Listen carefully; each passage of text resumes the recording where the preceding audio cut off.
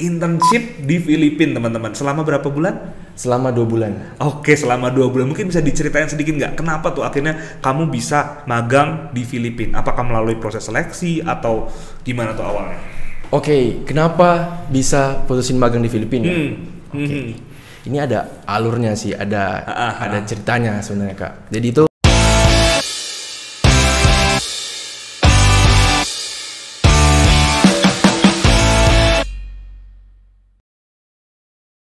Oke, halo semuanya, kembali lagi di podcast Pulang Kuliah. Dan kali ini kita kedatangan bintang tamu juga yang gak kalah menarik dari minggu-minggu sebelumnya ya. Kalau episode kemarin kita juga udah wawancara dengan beberapa mahasiswa yang luar biasa punya pengalaman. Nah ini gak kalah serunya juga. Jadi kita udah kedatangan dengan Jason. Tepuk tangan dulu dong, ini sapa dulu penonton di rumah.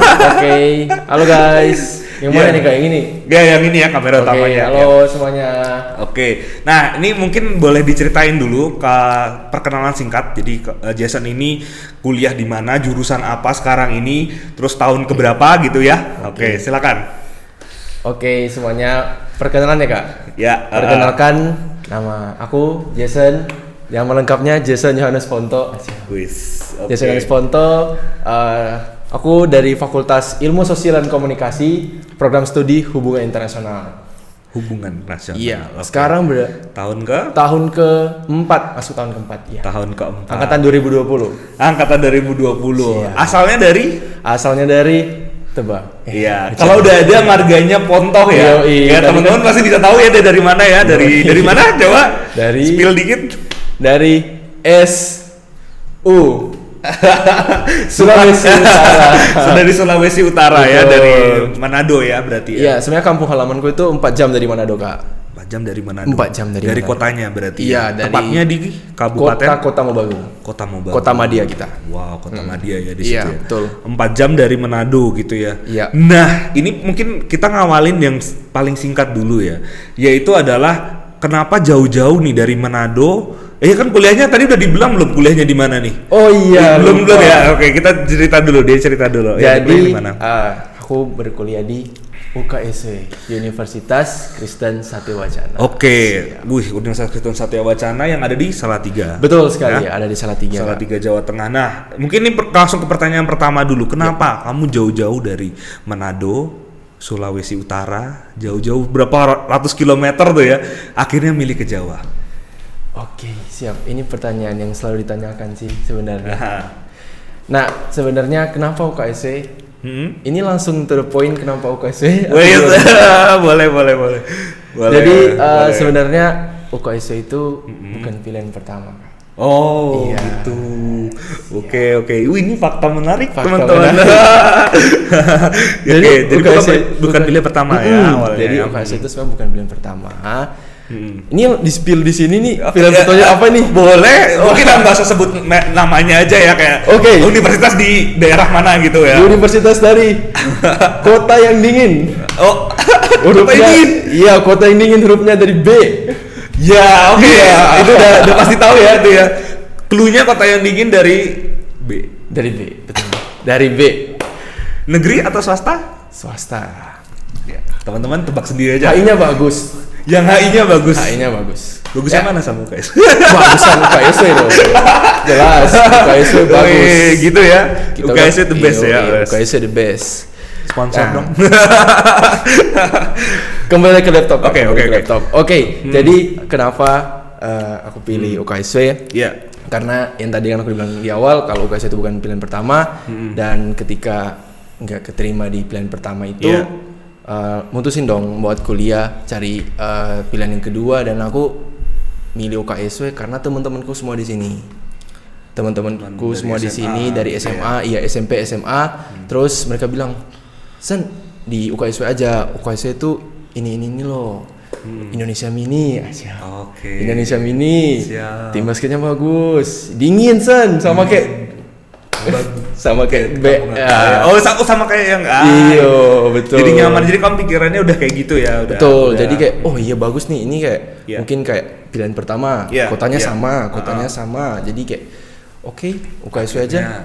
UKSW aja gitu ya. Terus denger kan UKSW yang pas di angkatanku bagus, bagus banget tuh. HI-nya ya apa? HI-nya gitu ya. sering ke luar negeri, terus dari kampusnya juga bagus, banyak koneksi internasional gitu-gitulah Kak. Oh iya. Karena kan pas banget tuh sejalur dengan program studi yang aku ambil. Iya gitu. Oke gitu ya. Itu untuk pertanyaan pertama nih. Nah kedua, sekarang kamu tuh kan ambil jurusan hubungan internasional. Betul. Ya? Nah, hubungan internasional. Kira-kira mungkin secara singkat aja kayak kamu jelaskan kenapa nih kamu pilih HI. Apakah memang cita-cita dari kecil? Apakah karena desakan orang tua gitu ya? Kita nggak tahu ya. Coba kenapa pilih HI? Yoi, siap. Aku pilih HI karena keinginan sendiri, bukan karena orang tua, bukan karena lingkungan, bukan karena paksaan gitu ya. Atau ngikut-ngikut teman. Yoi, ya? Bukan ya. Bukan tipe kayak gitu. Bukan kayak gitu ya. Kan ada ya yang mahasiswa ikut-ikutan teman. Kenapa tuh? Karena itu sebenarnya pas SMA kalau nggak salah, pas SMA itu lihat berita ini kok ada isu-isu, tapi isunya di luar Indonesia, isu internasional, terus kayak, kok aku tertarik dengerin nih, sampai memang pantengin dari awal berita sampai habis kan. Biasa kan presenter kan, ini ada berita tentang Ukraina lah, tentang Rusia saat itu, atau tentang China USA gitu kan. Aku dengerin, menarik juga ya. Terus dapat info kalau kakak kelasku itu keterima HI. Oh gitu. Terus guru sejarahku yang bestie, istilahnya yang bestie kayak bilang, oh ini ada kakak kelas kalian mau jadi diplomat, terus dia ambil HI. Itu udah lulus kakak kelas? Udah lulus dia di UI kalau nggak salah sekarang. Terus kayak, wih HI ya, oh ada ya HI ya, aku gitu langsung kayak otaknya main, ada ya HI, oh ada ya pekerjaan kayak gini ya. Diplomat internasional yang mikirnya tuh nggak ke negara sendiri tapi luas gitu ya, global. Iya betul. Terus kayak, oh pas banget nih, langsung aja kali ya. Terus tanya-tanya ke guru, Bu, ini HI ini kayak mana ya? Diplomat itu apa ya? Terus dia jelasin, oh HI ini dia belajar tentang isu-isu internasional, terus bagaimana cara mengimplementasikannya ke masyarakat gitu. Terus itu biasanya mereka anak-anak lulusan HI, mereka maunya masuk ke Kementerian Luar Negeri, which is itu jadi diplomat seperti itu. Terus aku langsung searching di rumah, langsung akhirnya nih kok keinginan HI itu betul, ya. Betul, langsung aku diplomat langsung. Pak, aku mau jadi diplomat. Orang tua langsung setuju waktu kamu bilang? Ya orang tua, namanya orang tua pasti mendukung lah. Mendukung ya? Betul. Oke, nah kalau begitu di HI itu sebenarnya belajar apa sih? Kalau mungkin ya kalau teman-teman ketika mendengar kata HI ya, hubungan internasional tuh udah pasti tentang internasional, topik-topik perkuliahannya, tapi lebih spesifik seperti apa? Oke, kita spill mata kuliah aja. Boleh. Mungkin kalau yang ada yang mau masuk HI? Iya, siapa tahu ada yang masuk HI UKSC. Iya. Oke. Jadi kalau HI UKSC itu kita belajar tentang isu-isu internasional tentunya pasti. Oke, isu-isu internasional internasional. Dan untuk mata kuliahnya itu kita ada multiculture dalam international relation. Terus kita belajar tentang kawasan, ada mata kuliah kawasan, kita belajar tentang politik dan kebijakan di negara-negara kawasan Asia Tenggara, Eropa, United States of America, dan ya itu sih. Baru kita belajar tentang ini juga, Indonesia, kebijakan politik luar negeri Indonesia dan dalam negeri Indonesia. Terus ada international politik, terus ada international law, hukum internasional gitu-gitu kita belajar juga. Dan ada salah satu mata kuliah yang bisa dibilang primadona yang paling banyak diambil gitu ya. Yang paling banyak diambil dan paling ya kayak ini bagus banget. Yang bikin ikoniknya HI UKSW. Nah, itu ada mata kuliah diplomatic course. Diplomatic course. Ya, kalau anak-anak HI yang nonton ini pasti tahu lah. Jadi diplomatic course itu biasa kita kayak MUN, Model United Nation. Nah, itu kita kalau di mata kuliah kita bilangnya diplomatic course. Tapi sebenarnya sama dengan MUN. Ya, itu sama. Nah, itu mereka belajar itu, Kak. Terus nanti di akhir sidang minggu depannya itu mereka nanti ada table manner. Nah, makanya aku bilang itu salah satu primadona HI UKSC gitu loh. Kalau di universitas lain ada serupa atau dia emang di UKSC mungkin, ini uniknya di situ? Mungkin dia ada tapi tidak masuk mata kuliah. Iya. I see. Jadi kalau misalnya aku kan kadang lihat ya story teman-teman dari HI itu, jadi kalau di hotel lagi ada di meja gitu, itu table manner berarti. Itu table manner. Betul. Gitu ya, itu primadonanya di Iya. Viscom ya. Oh iya, kelupatan satu Kak. Kelupatan satu. Kita juga ada study visit. Nah ini nanti kita akan belajar ini ya study visit. Nah ini kita ada study visit. Study visit gimana tuh? Coba bisa dijelaskan. Nah ini fun fact-nya teman-teman. Jadi untuk jalan-jalan ya berarti namanya study visit. Iya jalan-jalan. Tapi kita itu mata kuliah Kak.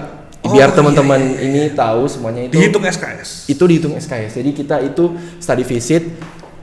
Dimasukin ke mata kuliah. Jadi kita biasa sebelum keberangkatan, sebelum study visit kita itu bikin jurnal dulu. Waduh.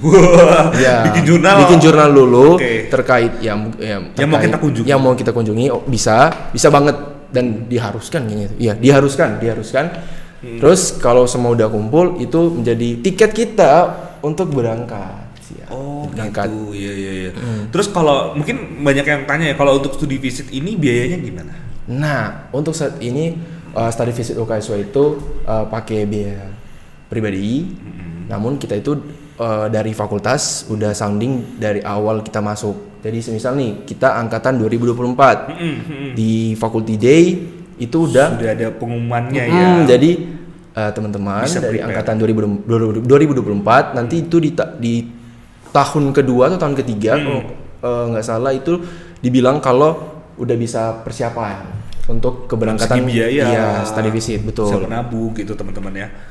Untuk sekarang sih biayanya kita ada subsidi. Belum ada subsidi, belum ada subsidi untuk sekarang karena itu baru berapa angkatan yang berangkat. Terus kita itu di angka 9 juta Kak. 9 juta ya berarti ya. Itu kan negara mana waktu zamanmu dulu? Kalau di angkatanku itu kita ke Thailand. Berapa lama tuh ke Thailand? Kita seminggu ya. Kita ke Thailand. Itu berarti ngunjungi berapa lembaga? Apa aja yang dikunjungin? Oke, kemarin itu kita aku bilang sesuai jadwal aja ya. Iya. Dari Day 1, Day 2, Day 3. Ya. Jadi kita kalau itu kebetulan aku udah lupa. Oh ya udah. Yang secara urutan aja deh. Iya, ini aja ya. Aja ya. Jadi kemarin itu kita ke UN, perwakilan UN United Nations yang ada di Bangkok. Terus kita ke Kedutaan Besar Republik Indonesia di Bangkok. Terus kita ke Thammasat University, studi banding itu kita datang ke sana. Terus kita ke NGO, non governmental organization. Nah itu aku lupa namanya apa. Itu gitu. Pokoknya kalau teman-teman mungkin Kak bisa edit ada lilin gitu kan. Nanti jadi ini ya kita di NGO. Jadi ini. Dia lilin gitu Kak, dia lilin gitu. Dia kayak lilin. Itu di Bangkok semua. Di Bangkok tuh warnanya kuning loh, salah. Lupa lupa loh. Jadi kalian studi visitnya itu 7 hari itu di satu kota aja di Bangkok atau kita Bangkok untuk full study visitnya itu kita di Bangkok, terus hari terakhirnya kita ke Pattaya. Kalau itu untuk jalan-jalannya, refreshingnya. Jadi sekalian lah. Sekalian kan.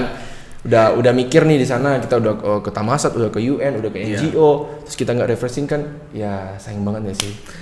Berarti ini menarik teman-teman karena HI itu kan udah jelas ya hubungan internasional. Betul. Jadi dia itu kebetulan yang kamu pelajarin semua tentang internasional dan ada prakteknya langsung. Ada prakteknya langsung, betul sekali. Studi visit. Karena gini, kalau misalnya kita belajar cuma teori-teori tentang tadi hukum internasional, isu-isu internasional, kita nggak akan tahu kalau kita nggak mengunjungi tadi tempat-tempat tadi, kita nggak bisa melihat langsung. Betul, ya kan? Itu tuh pengalaman yang luar biasa. Nah teman-teman, ada yang lebih luar biasa lagi nih. Jadi Jason dia ini ke Filipina ya. Untuk apa? Magang ya. Magang, internship di Filipina teman-teman. Selama berapa bulan? Selama 2 bulan. Oke, selama 2 bulan. Mungkin bisa diceritain sedikit nggak? Kenapa tuh akhirnya kamu bisa magang di Filipina? Apakah melalui proses seleksi atau gimana tuh awalnya? Oke, kenapa bisa putusin magang di Filipina? Ini ada alurnya sih, ada ceritanya sebenarnya Kak. Jadi itu pas aku masuk. Tahun lalu, tahun ini? Tahun 2022. Tahun ini. Oh, 2023, betul. Jadi bukan tahun ini. Jadi ada ceritanya teman-teman. Jadi kenapa aku bisa mutusin buat magang di Kedutaan Besar Republik Indonesia di Manila. Kita bilang di Manila. Di Manila. Ibu kotanya Filipina, Iya, ibu kotanya Filipina. Karena itu tahun 2020, ingat banget tahun 2020 pas aku masuk UKSW, baru banget masuk UKSW, baru maba, aku langsung mikir kayak aku harus magang di luar, gitu. Aku harus magang di luar. Gitu ya, ada visi pengen keluar nih, magangnya di luar gitu. Iya, aku harus magang di luar. Aku harus bilang orang tua kalau aku magang di luar. Aku jelasin kenapa aku harus magang di luar, karena ya pekerjaan yang nanti aku ambil itu pasti bersinggungan dengan kayak gitu-gitu. Iya. Jadi aku harus mutusin untuk magang di luar. Nah, magang di luar nih udah putusin nih magang di luar. Nah, magang di mana? Nah, sembari berjalannya waktu, aku mikir-mikir, wah, aku tahu nih ada satu ini Kak, mantan duta besar. Iya, mantan duta besar. Beliau namanya Sinyo Harisan Dajang. Nah, kebetulan beliau itu udah meninggal sih, almarhum Kak. Jadi beliau itu duta besar sebelum duta besar yang sekarang yang pas aku magang itu kemarin kan Pak Agus Wijojo. Nah itu pas aku magang itu kenapa aku mutusin sana, karena beliau itu Bapak SHS. Iya, itu iya. Dia sempat ketemu sama kamu atau enggak ketemu. Jadi kebetulan beliau ini dia mantan gubernur Sulawesi Utara. Iya. Mantan gubernur Sulawesi Utara. Mantan gubernur Sulawesi Utara. Terus aku tahu kan kinerjanya seperti apa.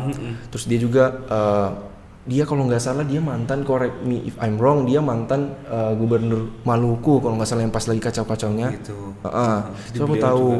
Jadi dia kalau pemikirannya itu udah bagus banget. Dia cara dia berdiplomasi dan sebagainya itu bagus. Iya. Udah di tengah konflik pada waktu itu ya di Maluku ya. Terus dia itu berteman baik dengan Duterte. Yang pas dia jadi duta besar, Duterte jadi presiden. Filipina. Jadi kayak aku baca-baca bukunya tentang Sulawesi Utara, perjanjian kerjasama Sulawesi Utara dengan Filipina, itu dia yang memprakarsai. Beliau yang kayak jadi salah satu ini ya. Itu ada bukunya geopolitik gitu ya. Di geopolitik gitu Kak. Dia ada bukunya gitu loh Kak. Nah, berarti beliau ini cukup terkenal di Filipina ya kalau untuk di Filipina, berpengaruh dari Indonesia. Di Filipina dan di Sulawesi Utara. Oke. Pokoknya di Sulawesi Utara itu beliau ini terkenal banget Kak, karena dia mantan gubernur juga kan, gubernur, terus dia jadi duta besar, diangkat langsung oleh presiden loh. Iya, jadi duta besar diangkat langsung oleh presiden, makanya langsung, aku harus ketemu beliau nih, aku harus magang di Filipina. Nah, aku langsung mutusin, aku magang di Filipina, harus ketemu beliau karena kebetulan saya putra daerah, setidaknya dinotis lah. Ada ya, pasti kan ada. Dinotis lah. Iya. Pak, saya Jason Yones Pontoh. Iya. Putra daerah. Saya orang Manado gitu. Aku langsung bisa setidaknya dinotis lah. Iya. Itu harapanku. Iya. Tapi kan dari yang atas. Oke. Seperti masih, itu Kak. Masih ada. Ada rencananya yang lain mungkin. Jadi belum berkesempatan bertemu langsung, belum berjodoh. Ya. Mana tahu ya suatu saat lah ya. Belum berjodoh karena ya begitu. Semoga ya. Inilah udah terlalu. Oke. Pokoknya itu alasan kenapa aku magang di Filipina. Terus akhirnya kamu itu dia pembukaan seleksi ya dari kedubes sana ya? Atau jadi gimana? itu nggak buka seleksi. Ini kalau sistemnya di KBRI itu mereka buka, tapi mereka kadang itu nggak ini loh Kak, nggak announce. Iya. Jadi kita yang harus yang proaktif. Iya, kita yang proaktif, kita yang tanya-tanya di IG mereka. Di IG kamu kontaknya lewat via IG. Di IG, di email. Kan bisa kalau di KBRI itu ada email kan Kak. Kita cari di website itu kan ada email mereka. Kita bisa email mereka kalau tanya ada ketersediaan magang seperti itu. Oke. Jadi awalnya kamu apply gitu ya. Jadi kurang lebih apply pas kebetulan ada kuota, mereka buka juga. Betul. Baru nanti kamu bisa masuk lewat wawancara juga ya, pasti ada wawancara. Kalau di KBRI Filipina itu mereka tidak ada wawancara. Jadi kita cuma kasih berkas. Itu biasa mereka minta surat dari LOA dari fakultas. Pengutusan lah ya untuk Terus ada diminta proposal kemarin karena kebetulan kita juga dari fakultas dipaksa, bukan dipaksa sih, ya dibilang kita itu harus bikin proposal. Jadi resmi ya, instansi demi resmi, sama betul. instansi lah ya. Terus setelah mereka tahu itu, isi form dari mereka, itu bisa mereka follow up lagi kalau keterima. Nah itu kita diminta banyak banget persyaratan. Oke. Terus kamu di sana selama magang di KBRI Filipina itu kamu ngapain aja kegiatannya hari-harinya? Oke, ngapain aja? Iya. Oke, mau cerita dari awal sampai akhir ya kan. Jadi 2 bulan itu kita kerja. Karena kantor ya, seperti pegawai biasa ya. Iya, seperti pegawai biasa. Lainnya gitulah ya. Iya, jadi kita kebetulan aku tuh magang di Atasnya Pendidikan dan Kebudayaan. Jadi kita itu ada berlima kalau nggak salah ya. Kita ada berempat. Kita ada berempat. Ada yang magang di Atasnya Pendidikan Kebudayaan itu aku. Ada magang di protokol dan konsuler. Ada magang di fungsi ekonomi. Ada magang di fungsi sosial dan budaya.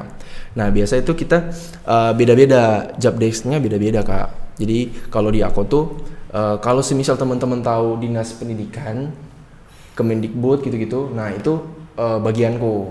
Itu kalau semisal teman-teman kalau di Indonesia ya, kalau mau legalisir gitu-gitu, legalisir ijazah. Iya. Nah, itu biasanya Kak ke bagianmu gitu ya. Ke Dinas Pendidikan. Iya, ke Dinas Pendidikan Indonesia. Nah, kalau semisal mahasiswa Indonesia yang berkuliah di Filipina dan mereka sudah selesai dan butuh legalisir, nah itu mereka ke KBRI. Nah, itu untuk dapat pengesahan. Iya, diarahin ke Atas Pendidikan Kebudayaan. Nah, itu tugasku. Divisi jadi aku tempatmu ya. Iya, jadi itu aku yang bagian legalisir. Nah, terus biasa itu mereka di tempatku itu selain legalisir biasanya kita adain kegiatan dengan PPI. Apa tuh PPI? Perhimpunan Pelajar Indonesia. Jadi di Filipina, jadi PPIF. Belajar di sana ya. Iya, jadi kita ada bikin suatu kegiatan-kegiatan. Biasa mereka itu minta bantuan. Contohnya apa kegiatannya? Contoh kegiatan. Kalau contoh kegiatan itu kemarin mereka bikin gathering. Gathering itu mereka khusus di satu universitas yang mana itu banyak anak PPIF dan mereka bikin gathering terus mereka undang KBRI. Nah, bisa itu yang perwakilannya dari Atas Pendidikan Kebudayaan. Oke dari kayak cuma kata sambutan. Gitu seperti itu atau suplai dana. Suplai dana buat. Iya, betul. Karena itu memang mandat dari presiden langsung. Kita terus memang melihat setidaknya kan mereka masih memiliki KTP Indonesia. Rata-rata mereka yang kuliah di Filipina itu beasiswa dari pemerintah ya, LPDP atau ada juga yang biasa? Fun fact-nya itu Kak, kalau di Filipina atau ada beasiswa khusus? International student-nya itu tidak untuk saat ini ya, yang setahu aku ya sejauh ini di universitas Filipina itu tidak menyediakan beasiswa untuk international student. Oh gitu. Jadi mereka berfokus sama itu biaya sendiri kecuali itu beasiswa dari instansi, semisal mungkin dari universitas itu sudah membuat kerjasama ya dengan gereja atau sekolah mereka yang lama. Alma mater mereka itu bisa dapat beasiswa. Itu mungkin potongan-potongan seperti itu. Kalau misal mereka kayak langsung announce, kalau dari contohnya nih Ateneo de Manila kayak buka pengumuman kalau misal mereka itu buka pendaftaran untuk international student. Itu sejauh ini aku belum lihat sih.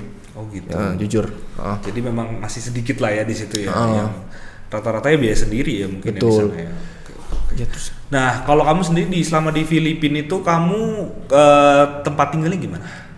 Nah, tempat tinggal terus kamu makan berarti biaya sendiri ya? Iya, biaya sendiri untuk makan tempat tinggal. Tapi kita patungan biasanya Kak. Oh gitu ya. Nah, fun fact-nya kita nggak tinggal di kos-kosan. Waduh, di mana tuh berarti? Yang pasti bukan apartemen juga sih. Mana tahu di hotel gitu kan? Di mana? Mahal, mehong guys, mehong. Mahal ya kalau di sana penginapan ya? Nah, iya mahal banget Kak. Apalagi kan buat turis sih memang ya. Terus kan KBRI Manila ini sebenarnya agak tricky sih Kak. Jadi kan KBRI Manila, tapi tempatnya itu bukan di Manila. Kita di Makati. Iya. Kita di Makati. Nah, terus di Makatinya itu di tengah-tengah tempat-tempat yang kalau di Jakarta itu kayak SCBD lah istilahnya. Elit, kawasan elit. Iya, kawasan elit. Jadi kalau mau cari tempat tinggal di situ mahal. Nah, kayak mungkin apartemen juga mahal ya, apartemen yang Iya, buat mahal patungan gitu nggak bisa ya, mahal ya. Mahal. Nggak Itu masuk pun di budget ya. Nah, di sana itu biasanya sistem DP. Bukan DP, apa yang biasa kalau kita ini apa namanya? Ya uang jaminan itu loh. Uang jaminan, iya. Bukan DP sih, uang jaminan. Iya, uang jaminan. Deposit. Nah, itu. Betul Kak, deposit. Catat. Deposit. Gitu deposit, iya deposit Kak. Jadi kita itu pakai deposit. Nah depositnya itu kayak sama kayak harga sebulan kita tinggal. Jadi kayak mahal nggak sih? Mahal ya berarti. Maksudnya kita kan bawa uang pas-pasan. Iya. Terus, jadi pas kamu masuk aja udah harus bayar 2 kali 2 bulan gitu ibaratnya kan? Iya, berarti itu udah bayar 2 bulan terus uangnya pas-pasan ya. Masa kita cuma tinggal doang nggak makan, iya kan? Nah, jadi kita depositnya itu kemarin kalau nggak salah 25.000 untuk yang area Makati. Itu mahal banget sih. Itu kalau di rupiah berapa? Aduh, coba kira-kira. Iya. Itu pokoknya peso ya, peso ya. Nanti kita lihat ya. Ya gitu. Terus karena mahal di daerah Makati, jadi kita cari yang di pinggiran Makati. Oke. Pinggiran Makati. Yang lebih murah ya. Harapannya dengan terjangkau ya. Iya. Nah, kita dapat kondo. Kondo. Kita bilangnya itu kondo. Di sana bilangnya itu kondo. Situ, ya? Itu kayak agak jauh dong berarti sama kantor kalian. Jauh Kak. Jadi berarti harus naik apa? Transport bis. Nah, itu nanti aku jelasin. Nah, kita naik apa aku jelasin. Setelah aku jelasin yang tempat tinggal kita ini. Yang kondo itu. Kondo. Jadi kita kondo itu dapatnya di pinggiran Makati. Nah, itu kita dapat harga per orang kemarin kita patungan 6.000 peso. Kita patungan, kita tinggal bareng-bareng itu. Kita tinggal bareng-bareng. Luas tempatnya. Lumayan lah. Iya. Kita tinggal bareng-bareng, terus kasih tempat tidur pisah. Kita tempat tidur pisah, terus pasti ada uang deposit. Karena memang itu di mana-mana ya. Itu kayaknya kalau mereka sih. Iya. Itu supaya kalau ada kerusakan apa-apa juga. Betul. Jadi langsung di akhir langsung dipotong dari deposit. Aja gitu, nggak harus ganti lagi. Betul. Kan? Jadi dipotong dari deposit, terus yang sisanya itu dikembalikan. Iya. Tapi kalau emang nggak terjadi apa-apa kan juga dibalikin 100%. Iya betul. Nah terus karena agak jauh, jadi transportnya itu lumayan juga sih Kak di kami. Gitu. Nggak bisa jalan. Jujur nggak bisa jalan. Kalau cowok mungkin bisa jalan. Kalau cewek lumayan. Cowok aja itu udah ngos-ngosan. Nanti Bapak sampai ke kantor bukannya kerja malah betul. Capek, Jadi kita itu di sana mostly pakai Grab. Jadi yang bikin mahalnya kita itu di sana, ya kita nge-Grab terus tiap hari selama 2 bulan. Nah karena kita baru tahu cara menggunakan transportasi lokal. Di sana itu ada sih Kak MRT tapi busway gitu apa sih? Ada MRT tapi nggak masuk di dalam kota gitu loh Kak. Jadi kita nggak bisa aksesnya nggak banyak lah. Nggak kayak luar negeri yang kayak Singapura, China, daerah ada haltenya. Betul. Gitu ya. Terus kalau untuk bus-busnya itu biasa itu untuk luar kota. Misal kita mau ke Quezon atau kita misal mau ke Tagaytay itu bisa naik bus. Tapi kalau kita mau ke KBRI biasa kita yang alternatif murah ya Kak. Dan kita ini baru tahu udah 1 bulan akhir. Baru tahu itu kita naik namanya kok aku lupa ya. Sumpah. Nama transportasinya aku lupa. Ya udah nanti dikasih picture-nya. Jeepney. Oh, Jeepney. Astaga. Jeepney. Jadi Jeepney itu dari kata awalan Kak udah bisa notice nggak? Jeepney. Jeep berarti. Nah, Jeep kan. Nah, jadi itu dulu kendaraan tentara Amerika. Pas perang ya, perang dunia ya. Iya, Jeepney. Ya. Nah, karena banyak banget Jeepney-nya ini dialokasikan menjadi transportasi umum. Berarti kayak besar truk gitu dong yang buat ngangkut tentara. Jadi udah di Iya itu, tapi yang versi old gitu loh. Iya, versi old. Pokoknya depannya itu Jeep. Udah bisa bayangin sih sebenarnya sih. Depannya Jeep terus belakangnya itu kayak panjang. Udah dibikin sebagaimana rupa. Itu berapa kalian naik sekali? Itu 12 peso. Itu kayaknya kalau di Indonesia kan kita berapa ya? Rupiah 5.000, 10. Iya, 4.000-an lah. 4.000, iya. Kayak angkot lah. Iya, kayak angkot. Oke, jadi tadi apa nih pengalaman yang paling kamu dapat ketika kamu di magang di Filipina selama 2 bulan itu? Oke. Pengalaman yang aku dapat. Sebenarnya ini aku sering bilang sih ke adik-adik tingkat kalau mereka tanya pengalamanku apa. Sebenarnya ini sih Kak, aku selalu bilang gini. Dimanapun kita magang, mau itu di dalam di luar negeri, sebenarnya sama aja. Dari segi pengalaman ya sama-sama kita kerja kan. Kerjanya itu pasti ya nggak beda-beda jauh. Apalagi kan kita kan di Kedutaan Besar Republik Indonesia. Itu kan seperti ya pemerintahan, tapi ya bedanya kita di luar negeri gitu loh. Jadi misalnya untuk pekerjaannya pasti sama lah. Birokrasi. Apalagi kita kan pakai bahasa Indonesia juga kan. Jadi itu beda-beda tipis. Nah, tapi yang aku selalu bilang yang pembeda dari magang di dalam dan di luar negeri itu, apalagi di KBRI, itu relasi. Iya benar guys. Di relasi ini, ibarat kata di KBRI itu seperti Indonesia lah. versi mini. Versi mini. Kayak KOSE. Indonesia mini ya. Indonesia mini ya. Promosi terus ya. Karena ini ada mejanya masih kosong nih, mana tahu mau ditaruh. Iya. Untuk KSW ya. Hubungi Jason. Oke, lanjut Jason. Astaga. Tim promosi ya Mas. Anda juga. Oh iya. Jadi oke. Balik relasi. Iya. Nah, jadi Indonesia ini kan tadi. Nah, ibarat kata dubes ini, duta besar ini presidennya. Ya, baru ada DCM, Deputy Chief Minister, itu wakilnya. Terus kayak di tempat magangku tuh di atas pendidikan dan kebudayaan. Atas pendidikan kebudayaan seperti Kemendikbud, Dinas Pendidikan gitu. Nah, so ada divisi-divisi lainnya gitu. Bisa disimpulkan sendiri lah, ada protokol dan konsuler, ada fungsi ekonomi, ada pertahanan, so ada polisi, politik. Tuh. Wow, luas ya itu ya. Sosial dan budaya itu sama. Kalian berempat beda-beda ininya. Beda-beda. Job desk-nya ya. Oh ya tadi dibilang ya. Jadi kamu pendidikan, itu terus yang lainnya di tempat lain lagi ya. Betul. Nah, itu relasinya di situ Kak. Jadi kita bisa ketemu ada Kombes Pol yang udah mau jadi satu bunga bintang. Iya, bintang satu ya. Semua jadi bintang satu gitu. Kita bisa tahu ya banyak lah yang nggak bisa aku spill semuanya di sini juga karena saking banyaknya ya relasi itu ya. Betul. Padahal baru 2 bulan loh ya di situ ya, tapi udah bisa dapat pengalaman yang banyak kayak Betul. gitu ya. Tapi menurut Jason sendiri nih, kira-kira kalau orang ambil HI itu harus nggak sih dia tuh magangnya atau ininya di luar negeri? Oke, ini pertanyaan tricky nih. Iya, maksudnya kadang nanti ada alasan kalau HI ini ngomong sama orang tuanya saya masuk HI berarti harus keluar negeri ya gini. Tricky nih. Nah, kamera sini aja ya. Iya. Jadi teman-teman, ini kamera ini udah gak nyala. Udah kekat. Nah, ini sini ya. Jadi teman-teman, kalau yang ambil HI khususnya adik-adik tingkat yang ambil HI atau teman-teman semuanya yang ambil HI, aku mau bilang ini satu sih. Jangan terpatok. Semisal kita ambil hubungan internasional nih, terus ada kata internasionalnya, kita jangan mikir, wah berarti aku harus magang di luar negeri, aku gitu harus cari pekerjaan di luar negeri, aku harus bla bla bla bla, semua pokoknya luar negeri. Oke, itu bagus, tapi itu bisa jadi paradoks yang mana kalau semisal kita nggak dapat pekerjaan atau magang atau apapun itu yang di luar negeri, kita bakal jadi gila.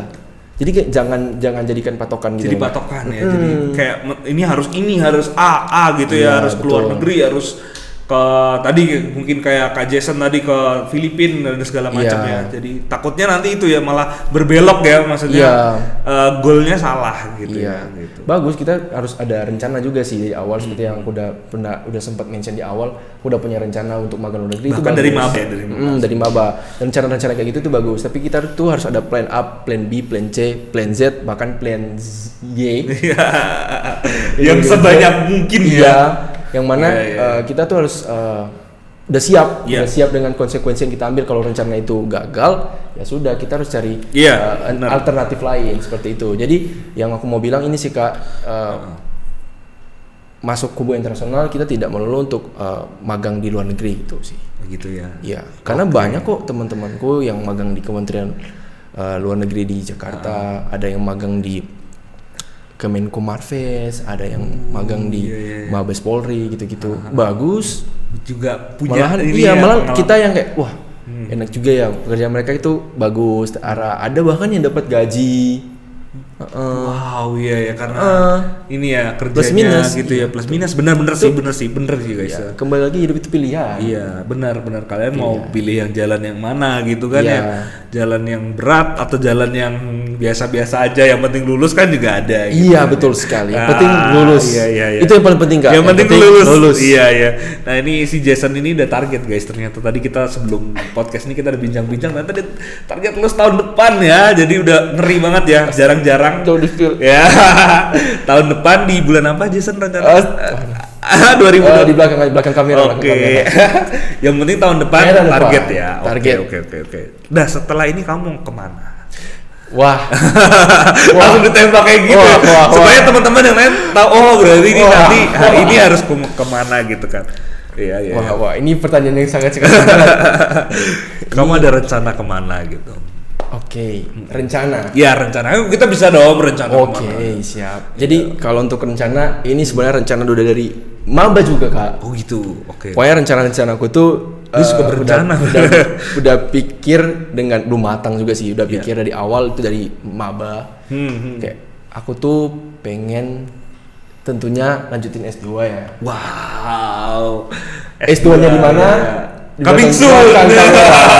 Nah itu S2 terus ya mungkin kalau memang alternatif lainnya ya cari kerja. Iya pasti. Kalau kamu sendiri ada cita-cita nggak sih? Aku harus kerja di sini nih pengennya. Setiap jujur ya Kak, tiap orang itu pasti ada kayak gitu. Tapi yang tadi aku balik bilang lagi ya, nggak jadi patokan. Nggak jadi patokan karena aku tuh stoicisme. Oh, stoikisme. Oke. Ini guys, makanya Jason nih kalau aku lihat nih dia tuh orangnya bukan pribadinya optimis juga. Cuman ketika itu tidak terjadi juga tidak kecewa banget gitu. Betul. Guys, gitu loh. Jadi nggak mengharap banyak gitu. Kalau nggak tahu stoicisme itu apa, iya searching guys. Iya. Aku kira dia mau jelasin ya. Searching aja ya. Oke, searching aja. Oke, siap. Oke, mungkin terakhir nih, Jason, pesan mungkin buat teman-teman yang mau ambil HI. Kira-kira apa nih? Dalam artian apa yang mereka harus persiapkan, mereka punya dan apa yang mereka harus kedepannya gitu loh ya. Siapkan ya. Iya benar. Oke. Yang paling penting sih guys, sih apa yang kalian harus persiapkan sebagai mahasiswa hubungan internasional ya. Dari pengalamanku selama kurang lebih mau 4 tahun ini ke tahun keempat ya. Yang paling penting itu bukan kayaknya lagi, penting kita harus tahu bahasa Inggris. Iya. Jadi no excuse kepada orang-orang yang kayak nanti bahasa Inggris nomor 2 karena kita bisa ada kerja di Indonesia, tapi ketika masuk HI bahasa Inggris penting. Bahasa Inggris itu penting banget. Kadang kayak udah masuk aja, kita kan pakai bahasa Indonesia kok, bla bla bla bla bla bla bla bla bla. Kerjanya juga bisa di Indonesia, dalam negeri gitu kan. Kita tidak tahu. Zaman sekarang itu orang-orang berlomba-lomba untuk tahu bahasa Inggris.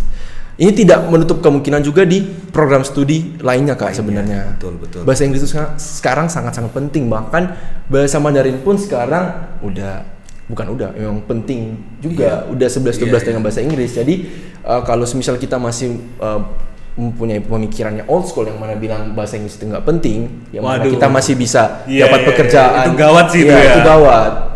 Apalagi kan ini seorang mahasiswa HI, mahasiswa hubungan internasional, terus kita nggak bisa bahasa internasional, nah itu yang mana itu bahasa Inggris ya? Iya, itu patut dipertanyakan. Ya. Oke, bahasa Inggris apalagi nih yang paling ini lagi selain bahasa Inggris? Jujur sebagai mahasiswa hubungan internasional itu kita harus open minded ya, itu penting ya. Open minded. Iya, open minded. Terus baca buku. Wah itu penting sih, kita soalnya tahu isu-isu terkini ya, gitu ya, kita itu konflik-konflik harus rajin-rajin untuk mantau berita. Kita harus tahu dunia ini sekarang apa sih kayak what's happening Iya, kita harus tahu hot news gitu-gitu. Kita harus tahu dunia ini sekarang terjadi apa gitu. Misalnya kalau kita nggak kayak gitu, kita kan nggak tahu kalau misalnya sekarang ada konflik kan di Palestina Israel gitu. Iya, bahkan mungkin konfliknya nggak hanya yang ada di berita, kadang ada konflik-konflik kecil yang mungkin kurang tersorot media ya. Betul yang, banget Kak. Ya itu juga harus diupdate terus ya. Jujur aku juga bukan tipikal orang yang hobi baca, tapi alternatifnya aku tuh nonton video. Nah, supaya tetap catch up sama update yang ada di internasional lihat, ya lihat video lah, berita yang ada visualisasinya. Gitu. Itu yang buat kamu lebih menarik ya itu. Jadi kalau teman-teman hobinya mungkin bukan baca ya, bukan sebuah alasan juga untuk nggak ngerti berita ya, tapi bisa zaman sekarang kan bisa ngeliat video. Betul banget Kak. Oke, mungkin itu Jason, terima kasih untuk kehadirannya. Ini susah loh guys datengin dia. Kita udah janji dari hari apa itu, akhirnya baru ada di sini. Terima kasih banyak ya. Iya Kak, makasih banyak. Semoga ini video bisa bermanfaat buat teman-teman yang mau nonton gitu ya. Teman-teman yang mungkin lagi bingung dia milih HI atau dengan fakultas lain gitu kan, jurusan-jurusan lain. Betul. Atau yang dia sebenarnya pengen tadi urusan internasional tapi dia bingung mau ambil jurusan apa gitu. Betul. Ya. Solusinya ada di hubungan internasional. Masuk aja hubungan internasional UKSW Universitas Kristen. Sponsor lagi ya. Jadi ini ya sekali lagi UKSW ya, ini masih kosong. Iya. Jadi bisalah dikasih nanti. Oke, terima kasih Jason. Anyway, buat teman-teman semua, nanti kalau teman-teman mau ada tanya-tanya tentang Jason lebih lengkapnya, ini dia ada sosial medianya ya. Astaga. Instagramnya dia, teman-teman bisa follow, terus juga teman-teman bisa DM. Ya, jadi kalau kalian mau tanya-tanya tentang magang lebih tepatnya. Magang HI ya gitu ya, bisa langsung DM aja ke Jason. Iya, gitu ya. Oh iya Kak, kebetulan kita juga kemarin di tambahan aja ya, informasi tambahan. Kita kemarin di KBRI itu bikin podcast. Bikin podcast juga tentang apa tuh nama channelnya? Di KBRI Manila. Oke, nanti kita taruh di sini ya nanti. Itu juga ada kamu di situ berarti. Iya, ada aku di situ. Siap, terus di situ nanti kalau misalnya teman-teman pengen informasi tentang cara magang di KBRI Manila itu ada di situ semua dijelasin. Mantap tuh. Karena jarang-jarang ya, karena seperti tadi ini bilang KBRI Manila tuh jarang buka kayak langsung di pengumuman gitu ya. Betul, kadang juga harus kita yang ngecek ya. Kita yang kita yang apply. Oke, begitu teman-teman semua. Terima kasih Jason atas kehadirannya. Oke, sampai jumpa teman-teman di episode podcast Pulang Kuliah selanjutnya. Bye-bye. Bye-bye guys. See you.